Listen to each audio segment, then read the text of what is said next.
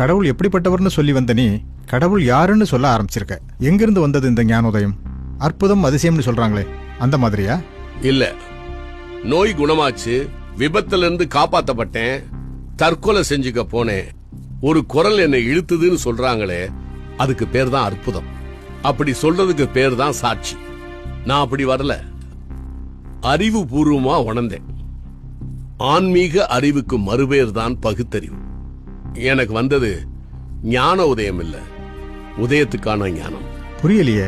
நான் உதயம்னு சொன்னது வேற ஒண்ணும் இல்ல. முக்தி, மறுமை, நீடு வாழ்வு, நித்திய ஜீவன். அடிகளார் சொன்ன மரணமில்லா பெருவாழ்வு.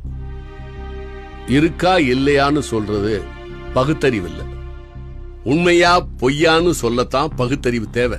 இப்ப நினைச்சாலும் உன்னை என்னால வெளியே கொண்டு வர முடியும். நீ நான் சொல்ற மாதிரி செஞ்சா நான் சொல்றத சட்டம் செய்யும்.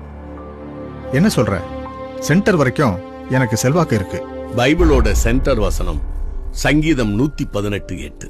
அது இப்படி சொல்லுது: மனுஷரை நம்புவதை பார்க்கிலும் கர்த்தர் பேரில் பற்றுதலாய் இருப்பதே நலம்.